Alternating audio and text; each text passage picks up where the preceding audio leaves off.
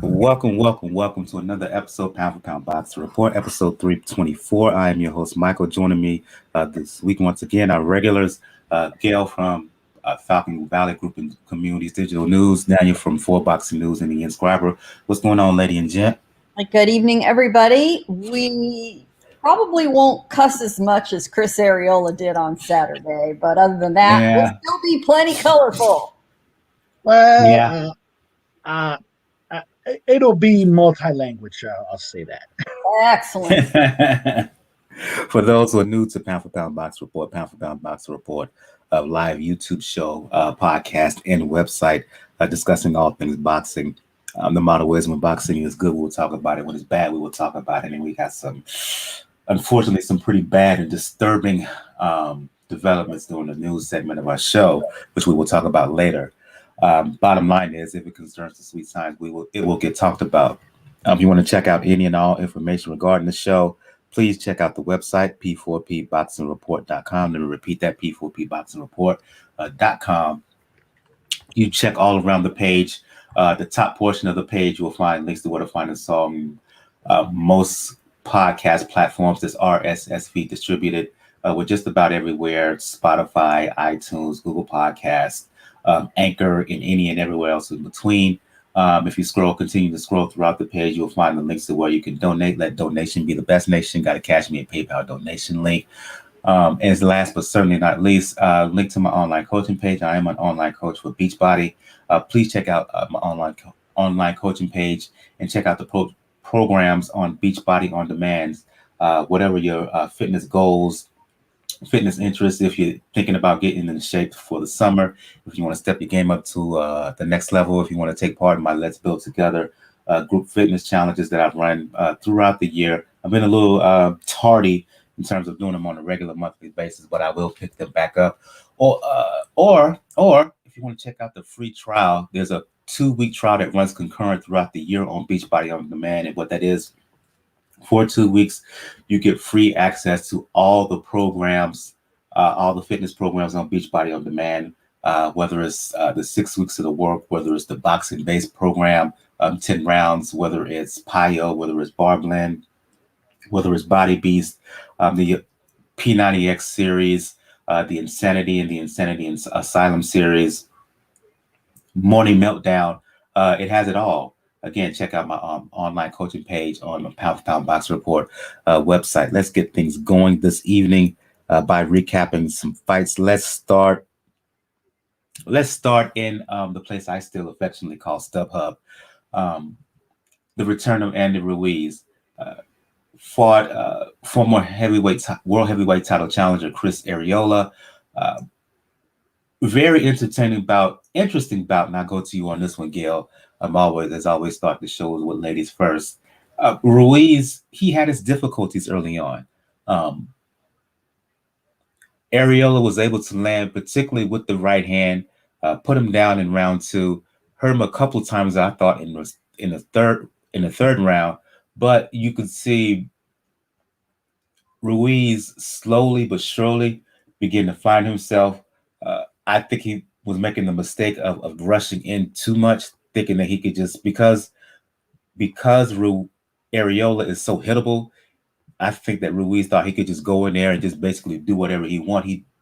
But Ariola, and shout out to his trainer, Joe Goosen, was very calculated in their approach. He wasn't as wild as we're used to seeing him. And as a result, he was able to land, and every power punch he seemed to land on Ruiz seemed to stun Ruiz, particularly early in the fight. But as the fight got into the middle rounds, round 5, 6, 7, Ruiz began to adjust. He wasn't on the attack as much. He fought more mid-range out. He was predictable with his punches because he kept throwing the same 3-punch combinations throughout the fight, but it was enough to get the decision. He won by a unanimous decision.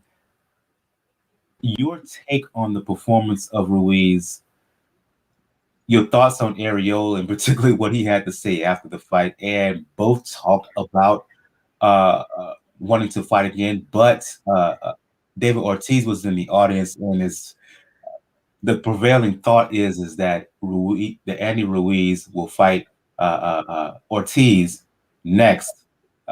Your overall assessment of what went down and what's in the future for Andy Ruiz. So you mentioned David Ortiz in the audience. I know you meant Luis Ortiz. But the funny thing is, on the pay-per-view broadcast, they misidentified Yordenis Ugas as Luis Ortiz. They did at least a minute or two later come back and say, "Oh, our bad. No, that wasn't Luis Ortiz. That was Yordenis Ugas," which was sort of funny. Interesting fight, and it's fairly easy to see where both guys had their issues. Admittedly, in Ruiz Jr.'s case in particular, a lot of ring rust, new trainer. He made it clear that he didn't make training camp a fat camp. He was there to train, not, he had done the weight loss to that point ahead of time, but he's adjusting to that size and the new trainer, whole new circumstances. So I'll give him that for now. We'll see what happens in the next fight. But that clearly affected him. He was slow coming out of the gate, and as we all saw in round 2, Errola caught him. Errola's been much more active. He was in phenomenal shape. He came in at the lowest weight of his entire professional career. I've never heard anybody use the two words ripped and Errola in a sentence, but damn, it could come pretty close. What's frustrating about that is, why the hell didn't he have this epiphany 10, 12 years ago when it could have really mattered? But he's definitely rejuvenated, revitalized. He's still got the punching power. Here's a problem. He catches Ruiz with one of those chopping downward to the temple right hooks, perfectly placed. Ruiz Jr. had ducked and gave him the perfect target.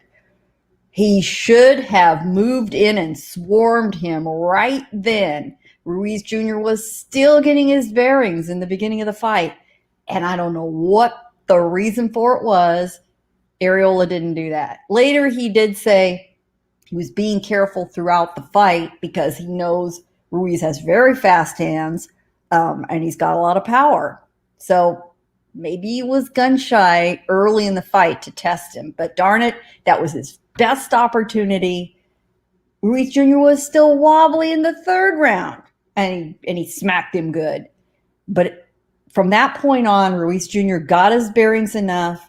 A lot of times an early knockout, rattles a guy's cage and wakes them up. And I think that's what happened here with Ruiz Jr. He settled down. He settled in. He did what he needed to do. He is absolutely the faster man in the ring, as we've seen before and we saw again Saturday. He has incredibly fast hand speed for a heavyweight, and he uses it to great advantage. The other thing that happened in this fight, Errola's last fight with Adam Kosnowski set the record for number of punches thrown and landed by a heavyweight in 12 rounds. In this fight, Errola threw less than half that number of punches. If he could do it in the last fight, he came in so much more fit this time and athletic. Why was his punch output so low, especially in the first half of the fight? Ruiz getting his bearings, not quite having his wits about him. That was Errola's highest, best chance. And the truth is, with a knockdown in the 2nd round, let's say he doesn't get him out of there. He's still got a 10-8 round in his hip pocket. Let's say he stays busy through 6, and then maybe he starts to gas a little. I don't know. He's still going to win the fight. He let Ruiz take it. He really let Ruiz steal it away from him. Now, as you alluded when we opened the show, after the fight, Errola was furious. He wasn't so mad that he lost. He sort of shrugged and acknowledged, that Yeah, Ruiz probably beat him. He was angry at how wide the cards were. The cards were 118 to 109 twice and 117. I take that back. Was the other one 119? In any event, two of the judges only gave him the round with the knockdown, and the third judge only gave him 2 rounds, and he was enraged. And for anybody that's ever heard Chris Arreola on a rant, the man knows how to cuss. Colorful barely describes it. In the ring, he was being interviewed by Heidi Androl, and he pretty much told her that in his opinions, those MF and judges could suck his you know what. Okay. What most people didn't see was the post-fight news conference. He came in, sat down, cleaned up, and he escalated the trash talking, cursing from there. It was epic. Now, at the end of the fight, he suggested maybe a rematch. And Ruiz Jr., he's sort of a go along to get along kind of personality. And he said, oh, yeah, sure, we can run it back. That's not going to happen. That's not going to happen. As you mentioned, Luis Ortiz, Cuban heavyweight, was in the audience. They're both PBC fighters. That's where Ruiz is going next. Mark our words. It's Ruiz Jr. and Ortiz. I don't hate that fight. I don't hate it at all. Ruiz Jr. definitely needs to stay busy. He needs to stay in front of guys. I would think that given his skill set, if he is coming back, if he continues to improve under Eddie Reynoso's training, he should not be seriously challenged by Luis Ortiz. Seriously challenged. But he should get enough of a challenge for it to benefit him as he moves forward toward, whatever goals he's got. So that's the fight you're going to see next. As for Arreola, he looked good enough. He's entertaining. He'll get another fight. Al Heyman will give him another nice paycheck. He earned $500,000 for this fight. That's good money for a 40-year-old heavyweight, let me tell you. And, there are a lot of folks that would welcome seeing him again. And I'm concerned about him taking a lot of punishment. He didn't take an enormous amount of punishment in this fight. Certainly nothing like the last fight. In fact, at the post-fight news conference, his face was cleaner than Ruiz's. That's a first for Chris Arreola. He didn't have a broken nose.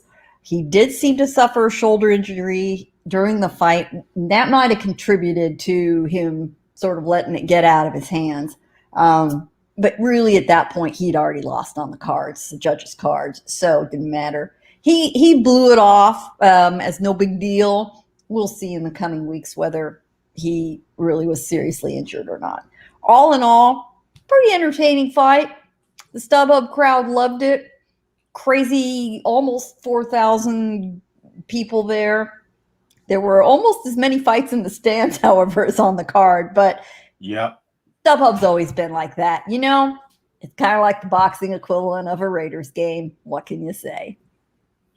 In terms of Arreola, you're right, Gail. I agree.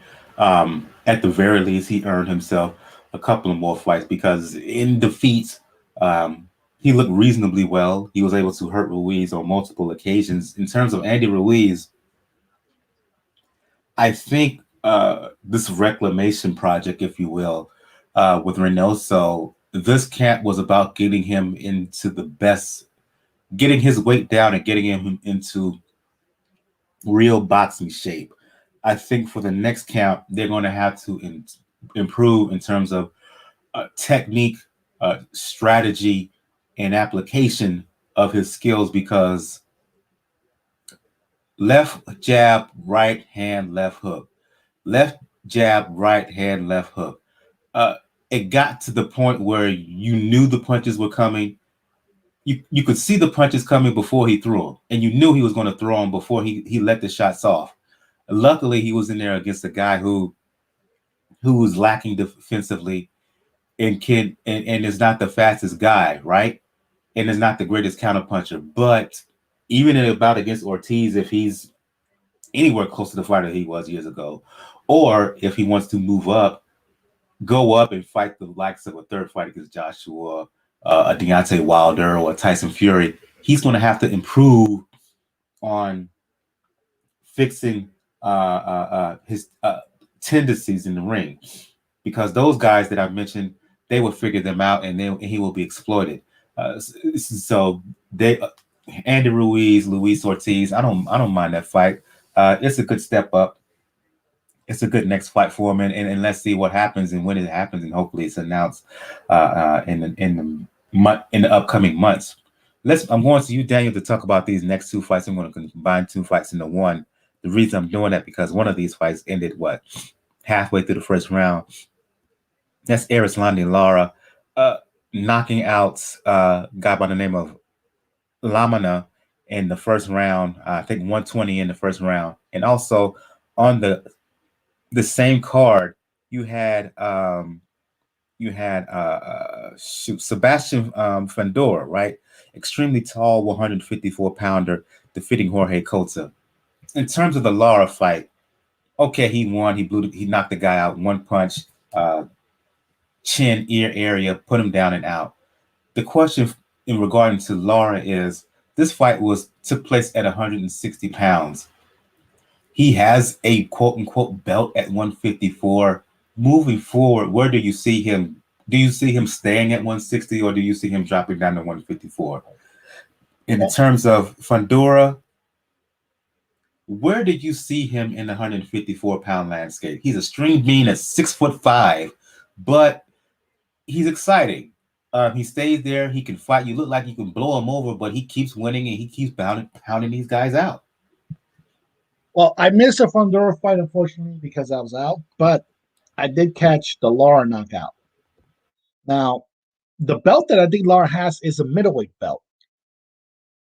So I think he has the regular WBA middleweight belt. And that puts him in a very interesting situation. First,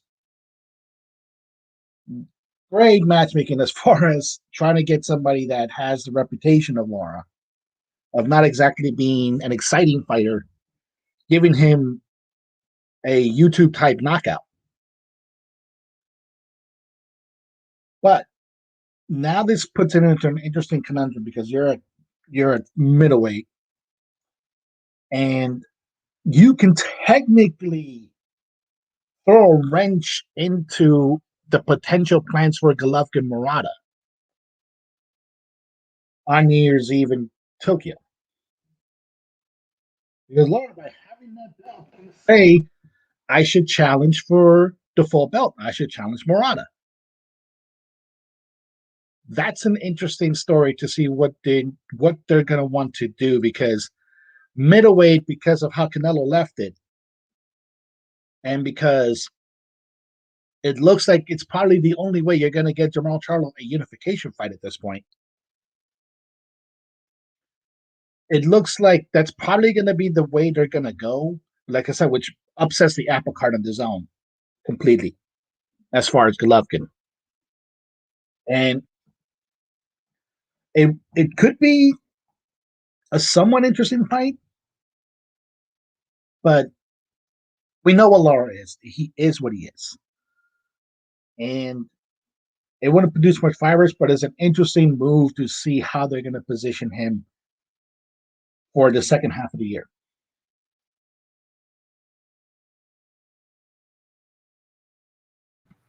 To me, the question is this.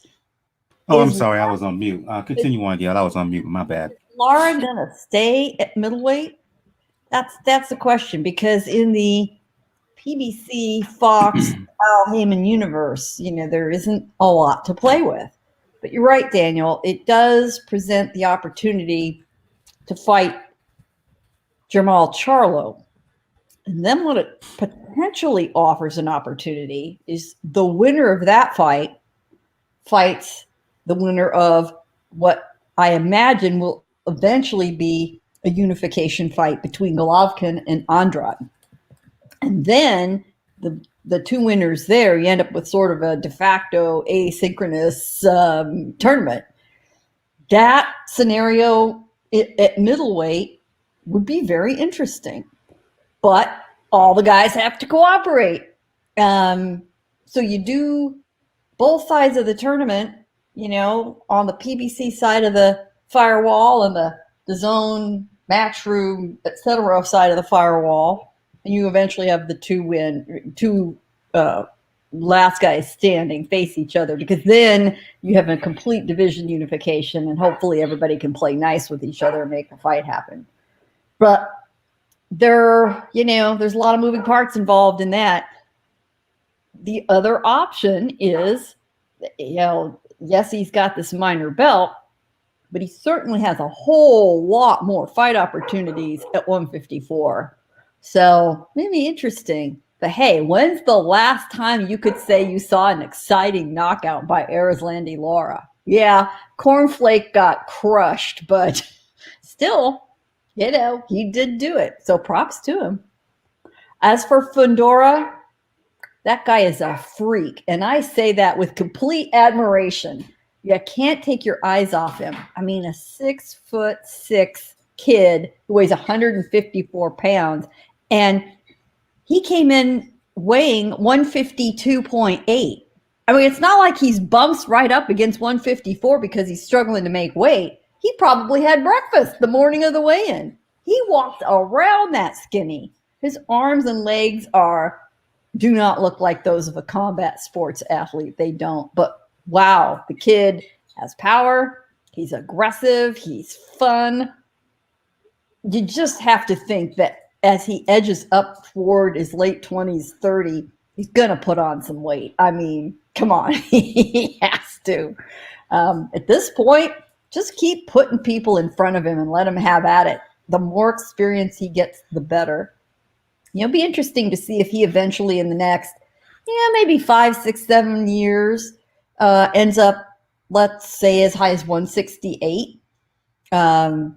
He certainly got the size to go to light heavyweight. His frame is way too small, I think, to ever get up to even cruiserweight or heavyweight. But down the road, there's going to be a lot of opportunities for him in the higher weight divisions. And how interesting to see somebody already at this weight division, 154, climb the ranks into multiple divisions, perhaps multi-division titleists. That's somewhat unusual. Canelo's done it, but you see it so much more often in the lighter weight divisions where there's just not much margin. Really, the two I think of as having achieved that, it was pretty rare company. Canelo, Roy Jones Jr. See where he goes.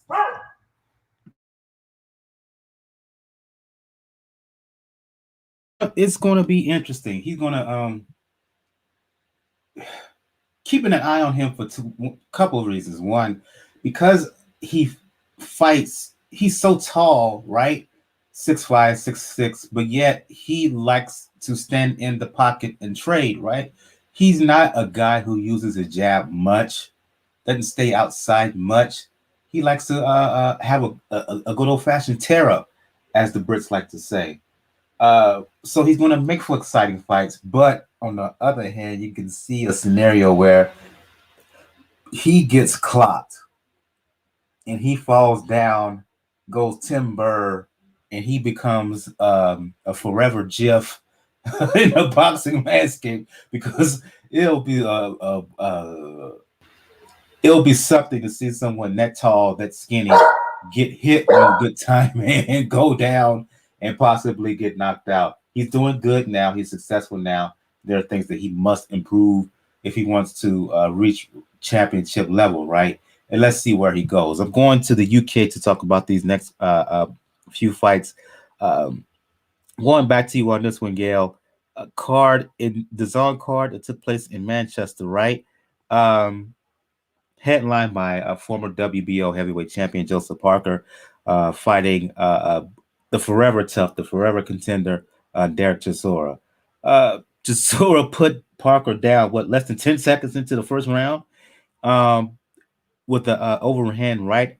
In the highlights, I thought it was a punch behind in the back of the head, but on replay, it was a pretty semi-legal punch. But Parker was able to find his bearings, get his bearings rather quickly, and he won. It was a close fight, but I'm frustrated by Parker, right? There always seems to be something missing about him, whether it's a lack of aggression, mainly that. Let me take that, just put it in that singular point, a lack of aggression. He doesn't put it all together, and he didn't put it all together in this fight. Yes, he won, but is Parker the perpetual guy who falls short, even in spite of continuing to win? Yeah, I agree with you. Parker is a frustrating fighter to watch. He's a great human being. He's bright. He's interesting. He certainly understands what the sport's about, but he never seems to have that sense of urgency. Yeah, he got caught by Chisora, who roared out of the gate. And I thought to myself, is this finally the moment for Chisora? Is this finally the moment he gets a win? Wasn't to be. Chisora, boy, to say he gassed out is an understatement. Wow. He was breathing so hard in the corner. I was starting to worry about him. I mean, it sounded absolutely horrible. Now, maybe it was over exaggerated and I wasn't seeing, what I thought I was seeing, or more correctly, hearing what I thought I was hearing. And that's that gassing. Yeah, that's what you get with Chisora at this point of his career. The first 4 rounds, he is just going to bring it. And he did. And once that point passes, if he hasn't gotten his opponent out of there in those first 3-4 rounds, then he's going to slog along just like he did with Parker. But Parker just seems to have one speed. He kind of just puts it on cruise control. And it works for him at fights of this level. And he won. It was a very close fight on the cards. But then you think, all right, who does Parker fight next? What level is he at? He's a top 10 heavyweight. If you put him at number 10, I don't think there's much room for growth or improvement. He is what he is. What you see is what you get. And there's no way he presents a challenge to the top tier, the Furies, the Joshuas, really even the Deontay Wilders. So who else does he face? Well, there are a couple of other possibilities. And one of them that's been discussed is a rematch with Andy Ruiz Jr. I'm not sure that's a good idea. If he faces kind of guys either in the middle of the pack, all swirling around there, or the younger guys on the rise, fine. I think that's the limits of his career. And, he's made a decent career for himself. He's incredibly popular and well-known, stop on the street well-known in New Zealand and Australia. You know what? There's nothing wrong with that. Speaking of fighting at one speed in which Gail described Parker, the same description could be applied to Dmitry Bivol, Daniel. Bivol has a belt at 175.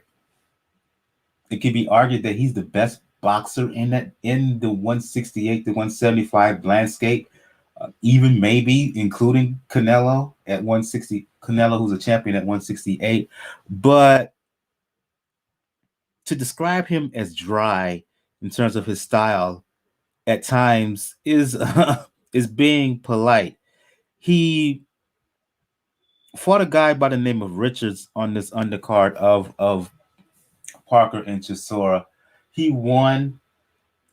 He displayed his skill set, which is very high, but just how Gail said that Parker seems to fight in one gear. In this fight, it seemed that Bivol fought in one gear.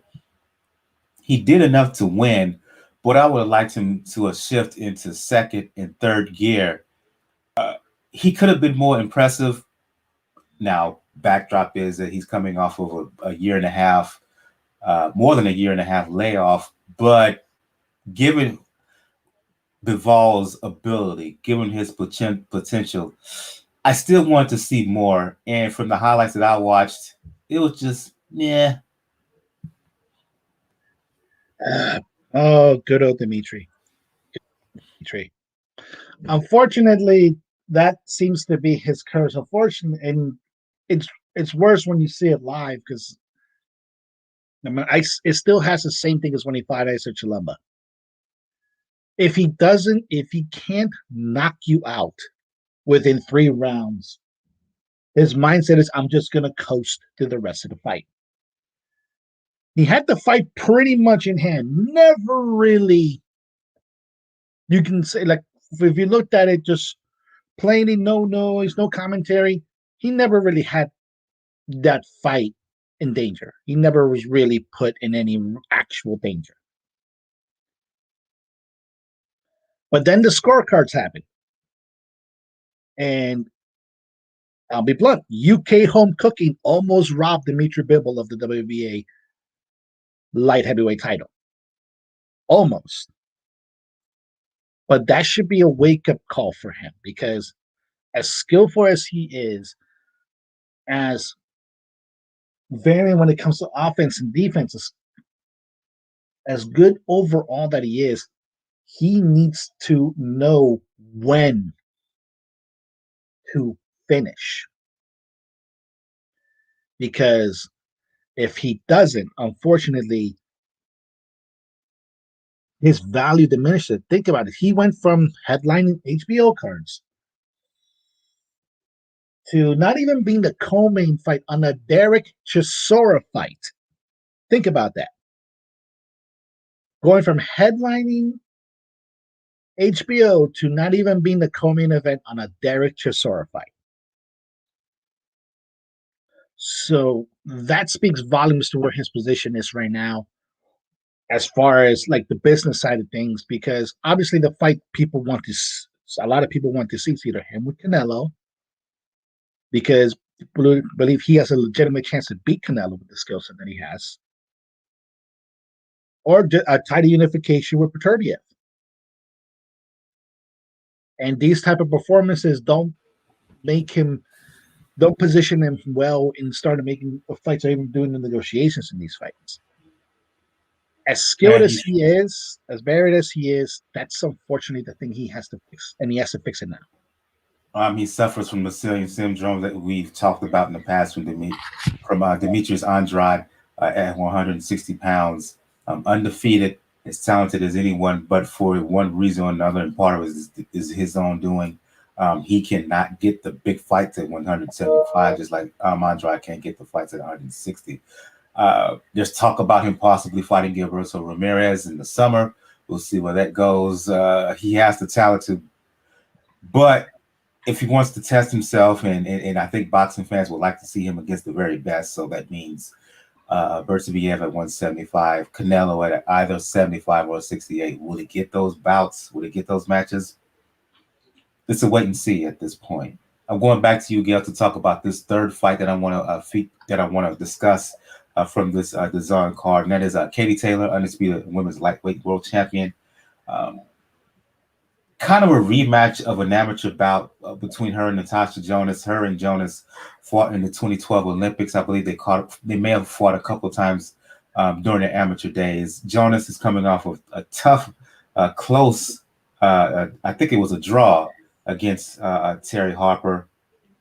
She gave Harper a good fight at 130. She gave Katie Taylor a really good fight at 135, particularly over the latter half.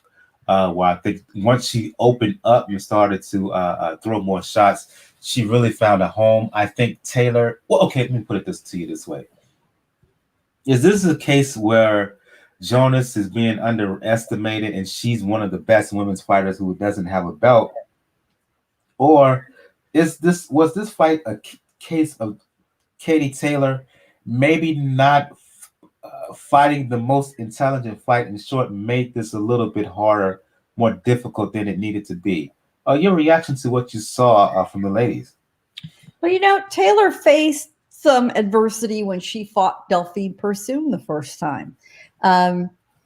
Jonas is a very well-schooled, well-trained fighter. She knew what she needed to do to break Taylor down. You know, they're familiar with each other, although certainly they've put a whole lot of experience behind them since they last met up. Jonas came very close to winning that fight with Harper. I actually had scored it for Jonas. It was razor thin. And we had another fight like this. Jonas has more power than Taylor, but Taylor has more speed and ring generalship than Jonas. And unlike the gentleman we've been talking about on and off tonight, Taylor knew she needed to step on the gas. And she did. The last 2 rounds, she really dug in and saved that fight for her because she won those last 2 rounds. That's what a champion does. You know, when you're holding those belts and you think they might be slipping through your fingers, if you're a real, true champion, you will do nearly anything to prevent that from happening, and you will dig. And that's exactly what Taylor said after the fight. She had to dig deep and leave it all out there and show the heart of a champion, and she did. That's a gutsy late rally, and that's what you need to do when you're a champion. Truly the best fight of the card, and props to Jonas. You know, it's really a shame when someone that talented goes up against perhaps the one other competitor who's just that much better than you are. Jonas will certainly get more fights. She's ultra talented. The British fans like them both. And it's interesting to me, British fans, in a way, more than the American fan base in boxing, has really warmed up to women's boxing, especially at this championship level. So props to the ladies. They put on a terrific fight. Quick follow-up. Were there any inclinations from Taylor or from her promoter, Eddie Hearn, in terms of what's next? Well, she didn't, she didn't particularly call anyone out, and Taylor is just not a trash talker at all. She's not at all. There was some discussion about having a rematch with a crowd in the UK. There are no fans. And there was some inclination that could happen. Of course, the fight I think most people are really interested in seeing right now is with Amanda Serrano. Based on what we've seen lately with Serrano, that's a tough fight for Taylor. Serrano is just, right now, is just fighting absolutely at her best. She's smart to stay busy, which she is. I'll tell you the one fight I do not see happening. I do not see.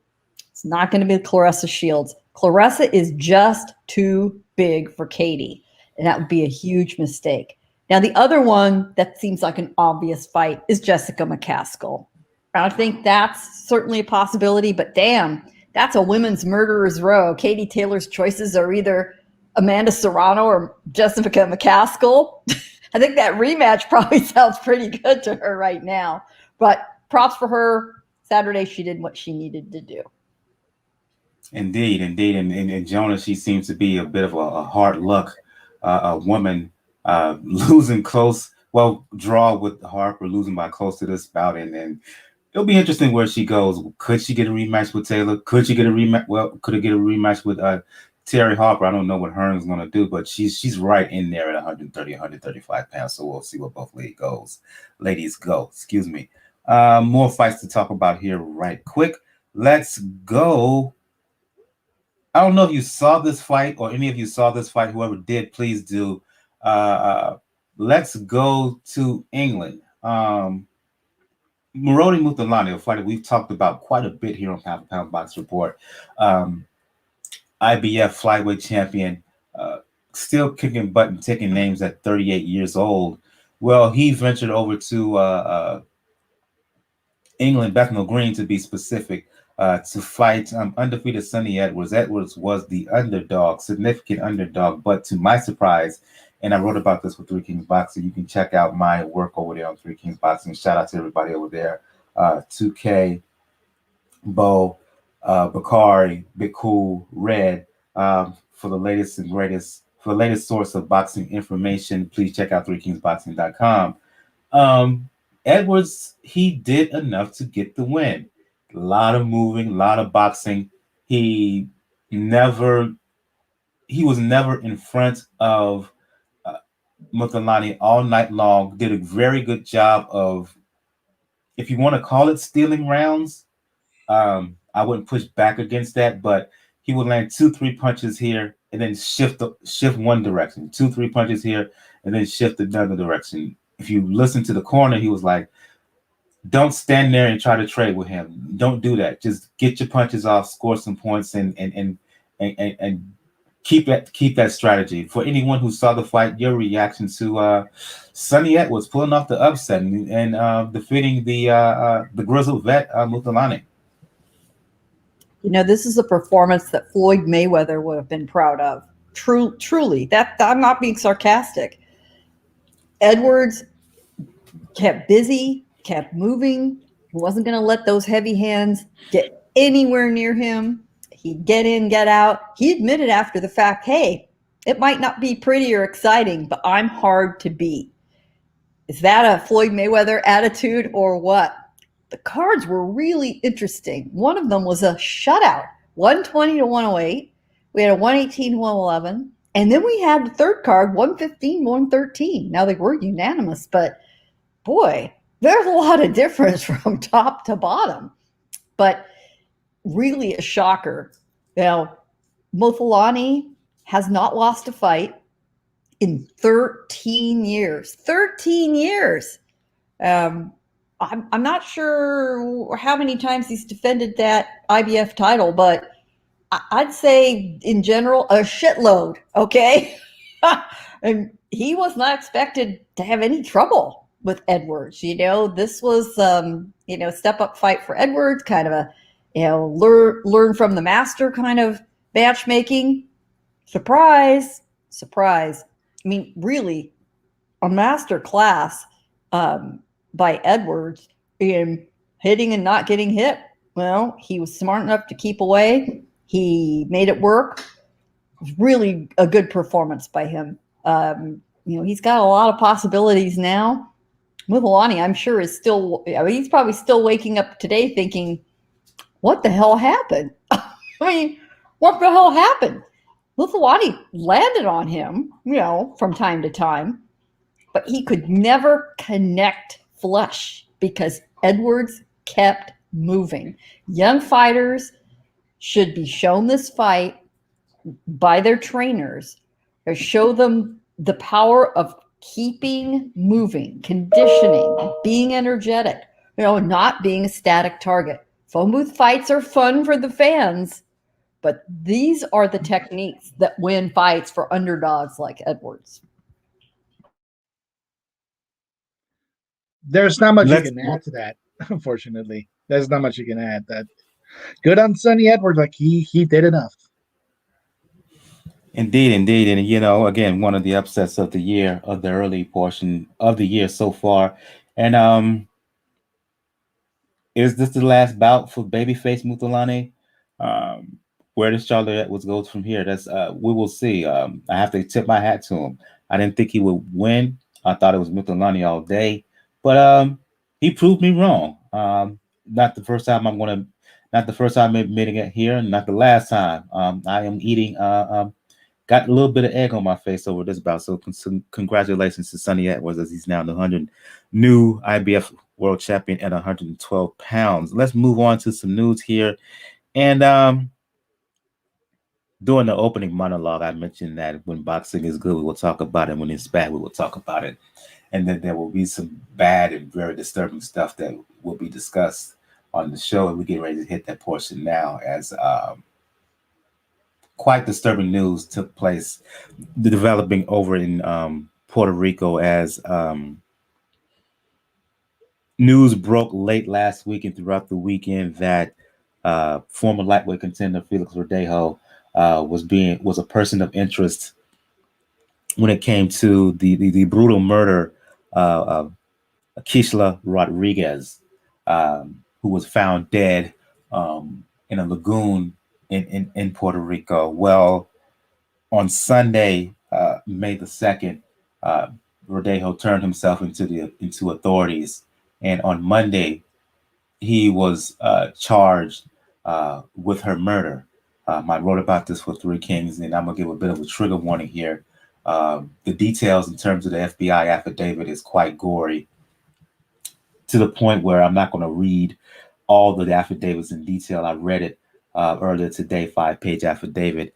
According to the affidavit, Rodriguez, who, by the way, was 2 months pregnant, and it's believed that she was pregnant with Verdejo's child, right? He is charged with carjacking resulting in death, kidnapping resulting in death, and the intentional killing of an unborn child. The details are this. Verdejo is accused of punching Rodriguez in the face basically punching her until she was unconscious, and then ejecting her with an unknown substance, and then with an accomplice, tying her arms up with wire, both tying her feet up with a heavy object, and dumping her into a lagoon.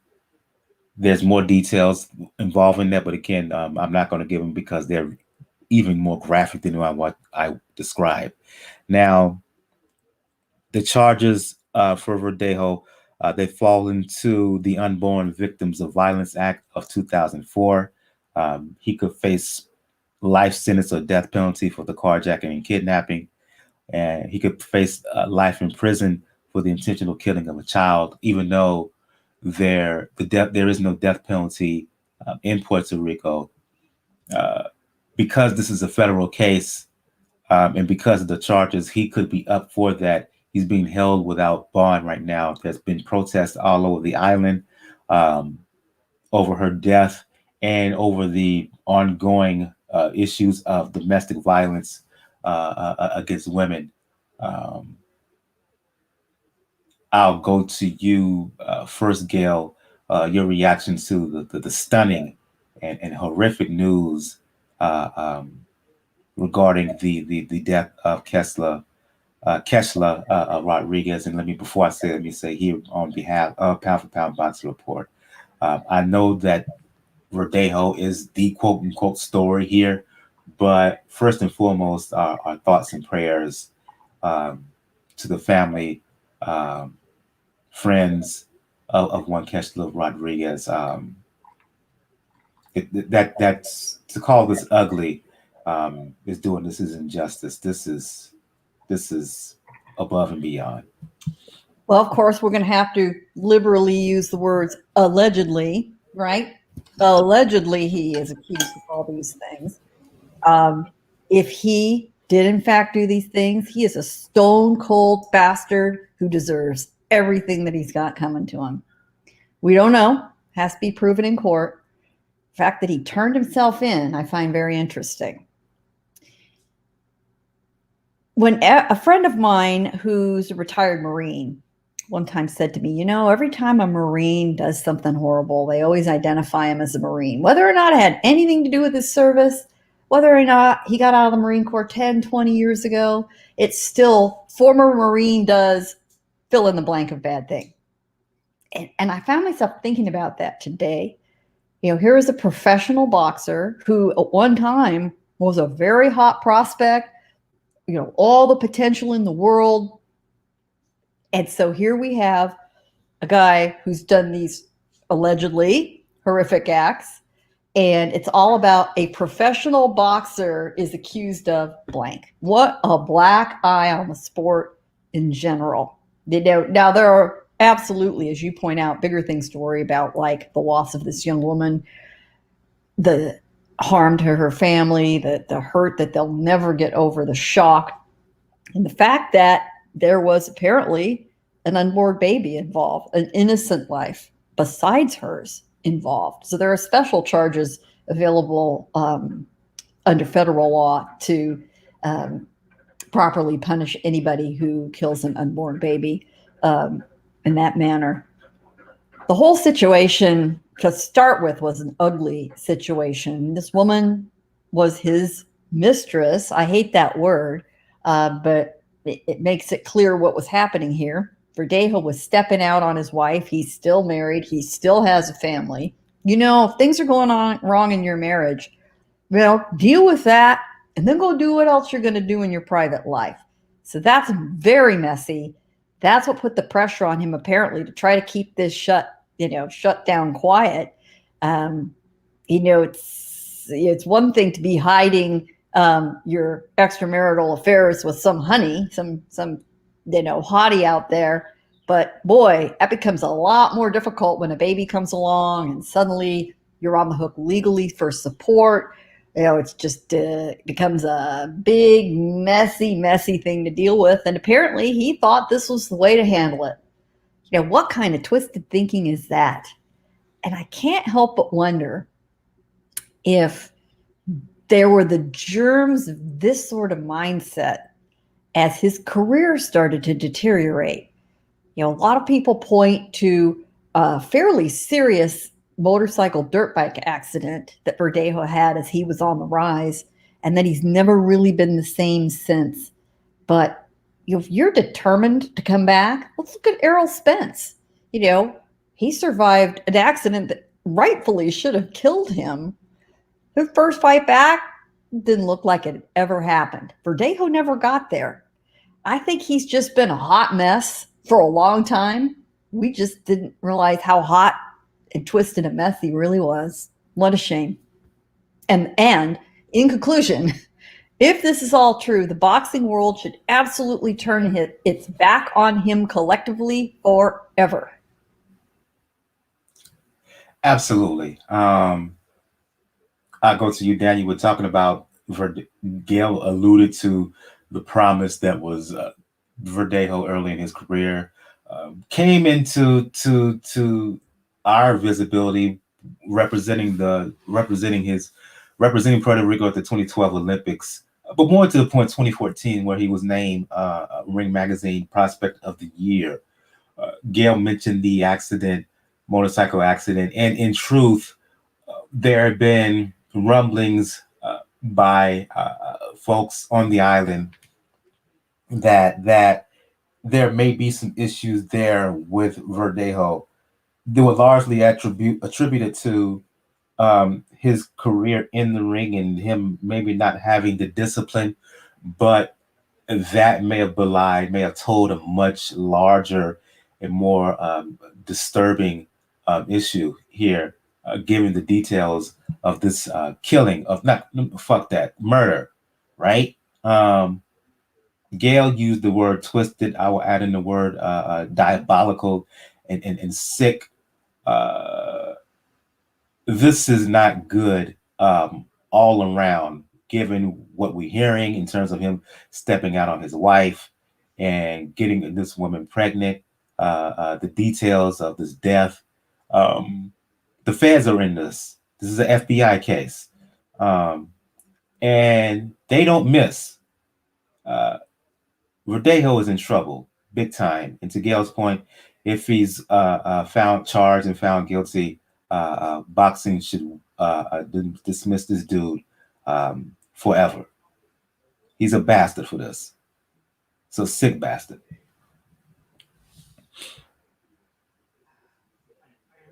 This I know I rarely do this, but even though this is my most proficient language, even it is still technically my second language. So I'm going to ask you guys for a little bit for in case you don't understand it. I have to say what I have to say in Spanish. Please. Lo que pasó a esa pobre Isla Ortiz es una desgracia del orden más alto. Primero, come mierda Verdejo, ni teniendo las bolas de simplemente admitir por años que estaba en esta relación, fuera de su esposa, y ya cuando finalmente llegó, La consecuencia de eso, que su amante se embarazó. Y era un amante que todo el mundo lo sabía porque ella tenía un tatú del diamante en su espalda.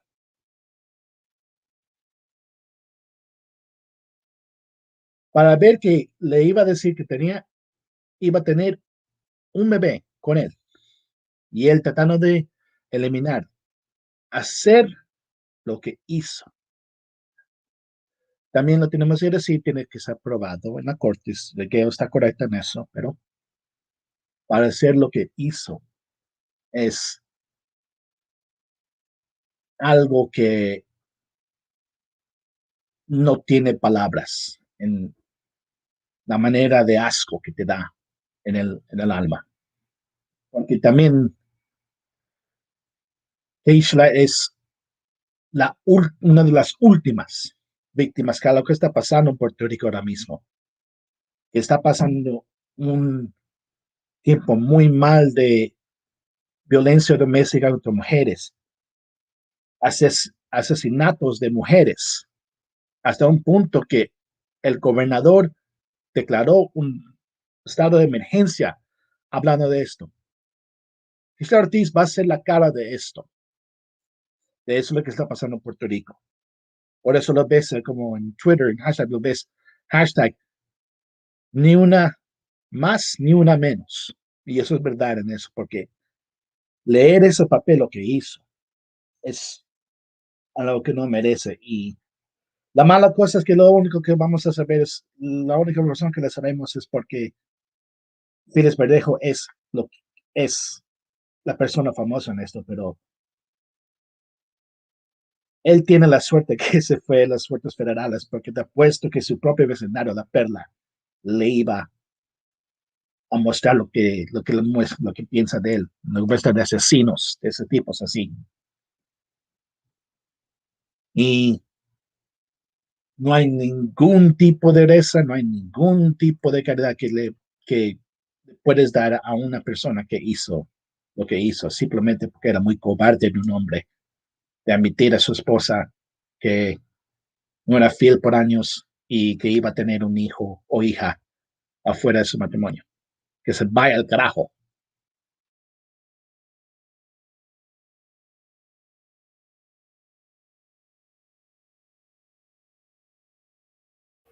I will ask Daniel after the show what he said in full because my Spanish is not up to snuff. But I'll keep saying it. This is horrific. This is disturbing. This was evil. Um, her, the way that she was, her killing, her murder. Um, there's no room for it in society under any circumstances. Yes, it's about Verdejo on the one hand, but ultimately, I want the focus to be on her, on Rodriguez, because she was senselessly killed. No one deserved that. And again, on behalf of Gail and Daniel, we all at the Pound for Pound Box Report, um, our deepest condolences to Kesla Rodriguez and her family, her friends, the folks who truly loved her. And I use that word truly with intent. Um, Nothing good comes from this. Absolutely nothing. Um, and I hope because of the protests that's going on in Puerto Rico, I affirm with what the people are doing there, and I hope that justice is truly served. Um, let's move on from that kind of tragic and awful news to um, bring some hilarity to the show, and that is look, we talked last week about Logan Paul a bit and his fight on Triller. Talked about the Paul family in the past and whether they are really quote unquote legit when it comes to boxing. Well, um, they're getting some more legitimacy, the Paul family, as news was announced over the weekend that Jake Paul is fighting one Floyd Mayweather Jr. I'll go to you, Gail. Simple one-word question. Why? Why, Floyd? Why you gotta be such a hoe for money? You don't need it. You don't need it. Who asked? No one asked for this. Make it make. Okay, I understand why it makes sense. But again, why be such a hoe for money? Why be such a hoe to get spotlight and attention, bruh? Aren't you happy where you're at? We, I'm disgusted at all. I'm disgusted at the fact that this is happening. There's no need for it at all. You're speaking, though, from the perspective of a hardcore observer of the sport of boxing, not the fans of a YouTube celebrity who hang on every action. And hey, we know what Floyd is, right? I truly think this is more for the attention than the money. Floyd doesn't mind the money, and he sees what everyone else is getting paid. He looks at this and probably thinks, this is easy work. Why wouldn't I? And I've been out of the spotlight, he likes to be center stage. He enjoys it. And when these guys retire, that's a massive void in their life. Huge. There's just really nothing else they do that compensates for it. Floyd's been working as a promoter. He owns his gym. Everybody in the world still knows his name. I mean, there are a few universally recognized names by the general public in boxing anymore, and they are probably limited to Canelo Alvarez, maybe, certainly Manny Pacquiao, and most of the rest of the most famous people in boxing, athletes, are all retired, including Floyd, which is quite the statement. I don't begrudge Floyd. What the hell? I don't think he's going to get hurt. Remember, everybody, Logan Paul, don't get confused between Logan Paul, the older brother, and Jake Paul, the younger brother, who we just saw knock out Ben Askren. It'd be a different story if Floyd was facing Jake Paul. That's slightly dangerous, especially because both the Paul brothers are way bigger than Floyd on his best day. Floyd should be able to use his speed, use his skills, fool around, carry him a round or two, outwork him, make him look like a fool. It's going to be like a cartoon where Logan Paul sees Floyd in front of him, and suddenly he's behind him, almost by magic. It's going to be something like that. But you know what?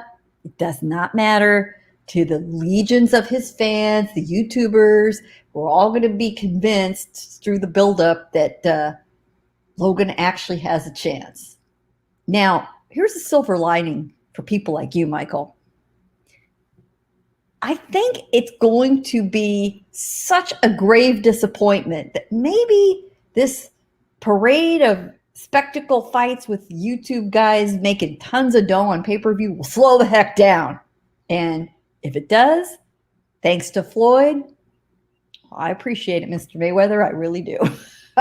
I don't begrudge these guys when offered that kind of money for that kind of work, why they wouldn't say no. I really do understand it. We don't have to like it. We don't have to buy it, but there are a lot of buyers out there for it.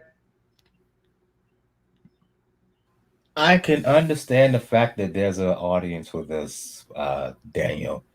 And I will even concede that there will be a lot of good, there will be plenty of buyers from this, and this event, this exhibition will make money. That doesn't mean I have to like it. I may be an old curmudgeon here, an old boxing fuddy-duddy, but still, I don't want this. Nobody sane wants this, but we're not dealing with the sane right now. Because, first of all, we're dealing with Floyd, who unfortunately has the tendency to always want to be in the spotlight right when somebody looks to really taking the spotlight, really claiming the top spot so that people will forget about him. He'll step back in and people remind him, oh yeah, Floyd, TBE, and all that shit.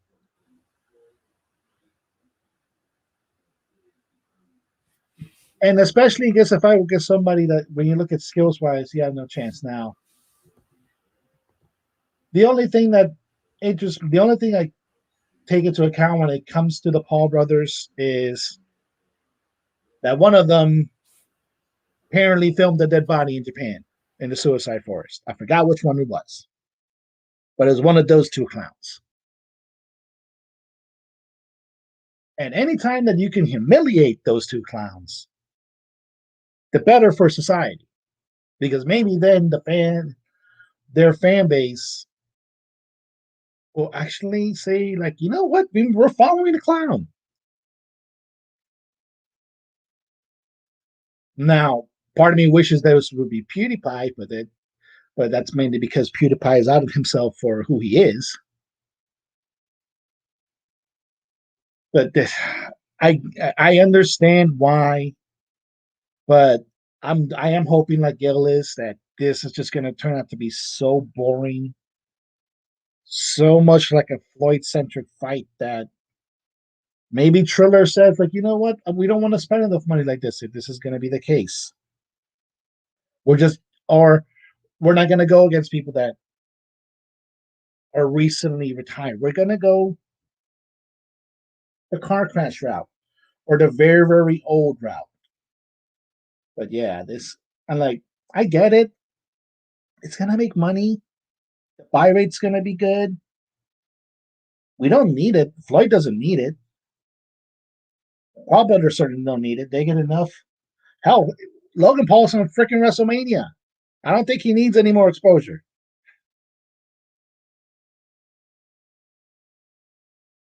Yeah. From the Paul side, yeah, I get it.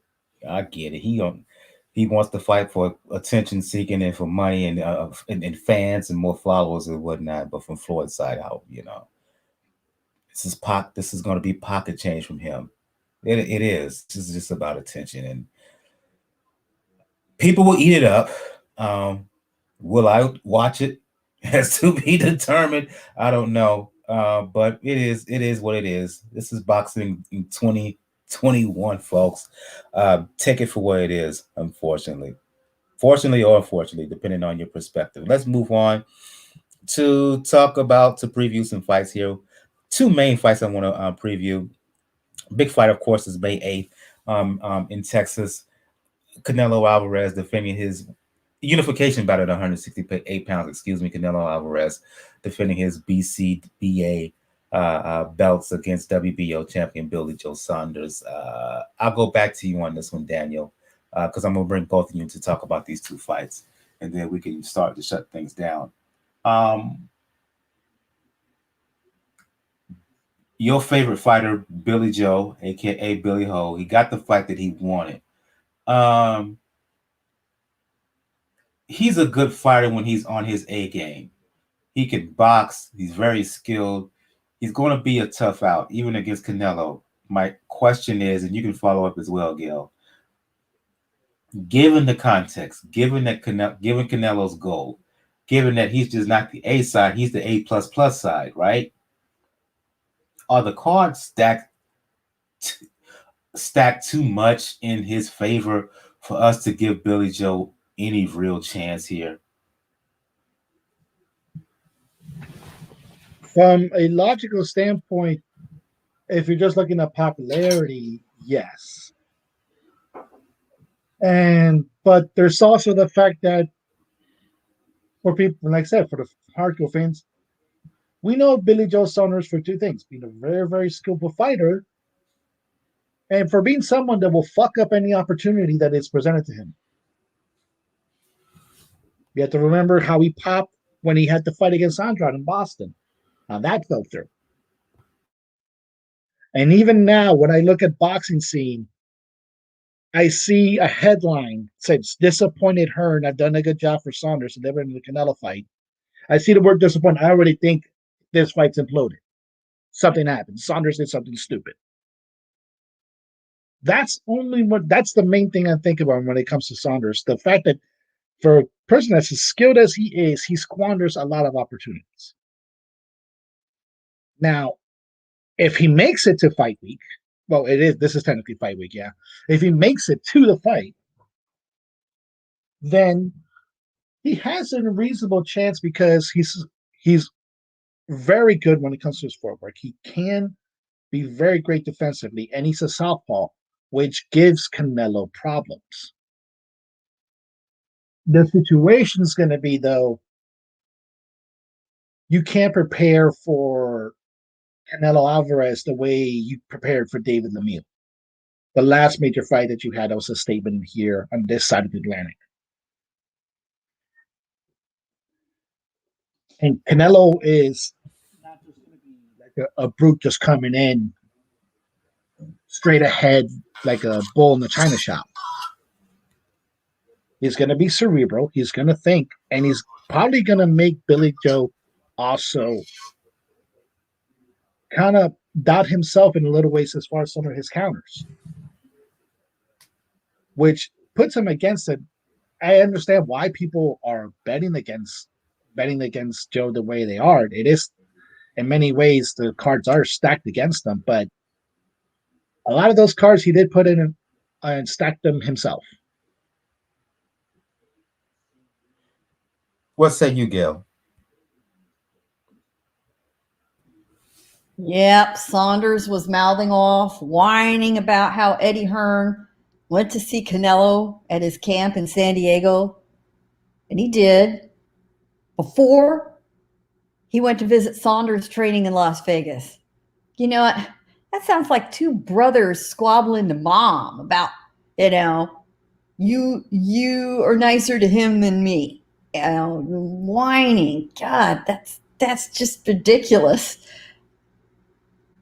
He's accused Hearn of favoring Canelo, even though he promotes both men.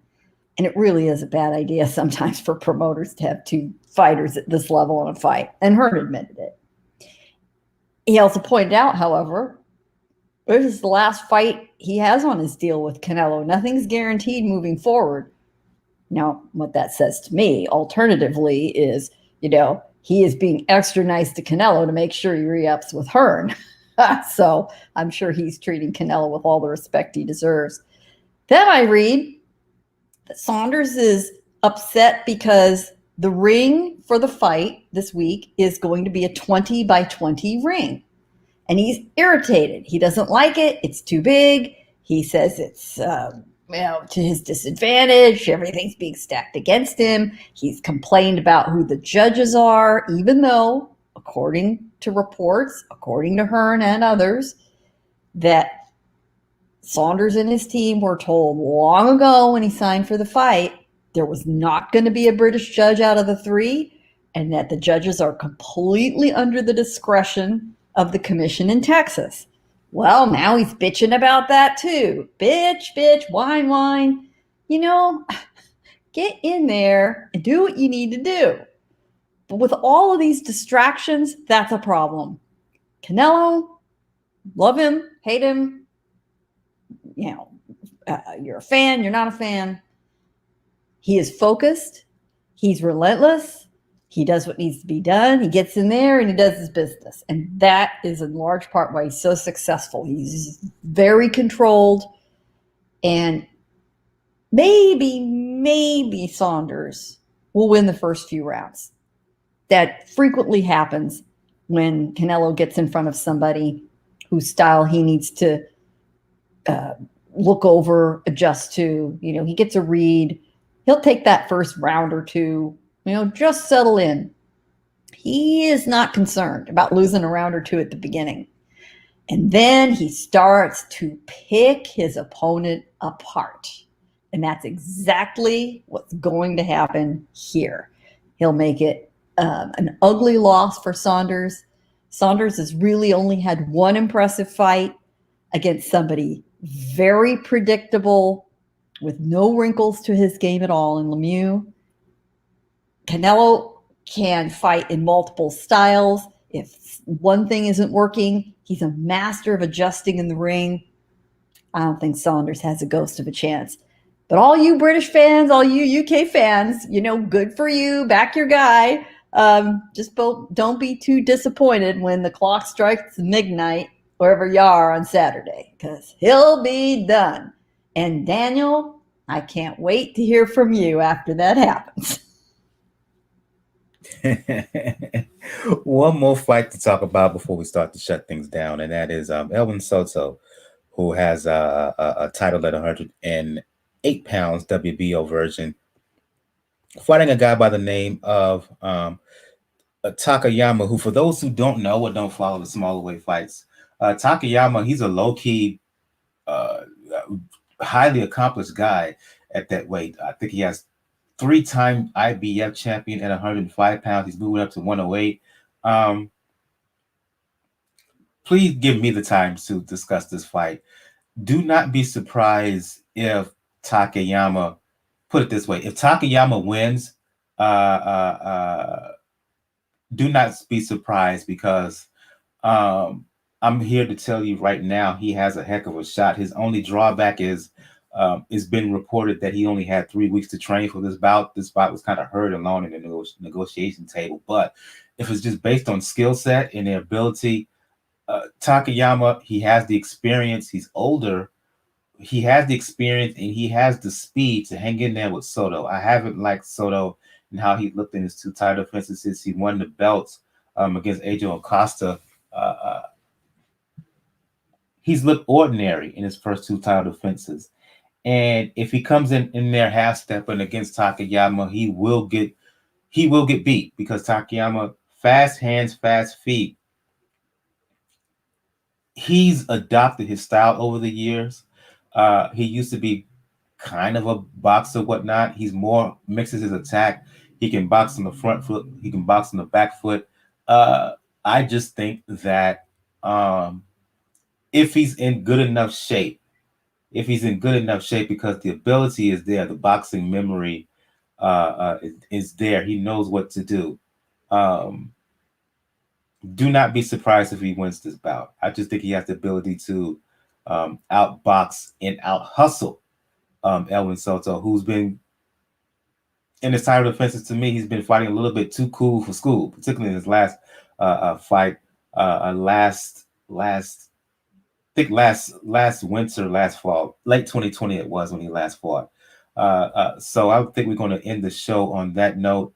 Going to go around the panel here. First to you, Gail. Gail from Communities Digital News, a creator and founder and owner of the Falcon Valley Group. For those who want to talk boxing, for those who want to talk media, let the folks know where they can find you. And quick plug to the Falcon Valley Group for those who don't know what that is.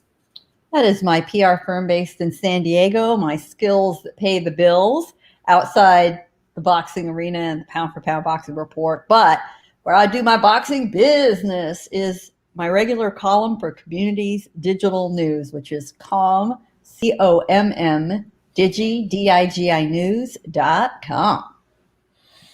And I'll go to you, Daniel, for those who want to talk the sweet science, for those who want to talk the NBA, because particularly when it comes to Miami Heat, because the NBA playoffs, they're fast approaching, and the Heat are right in the thickets of the Eastern Conference standings. Let the folks know where they can hit you up.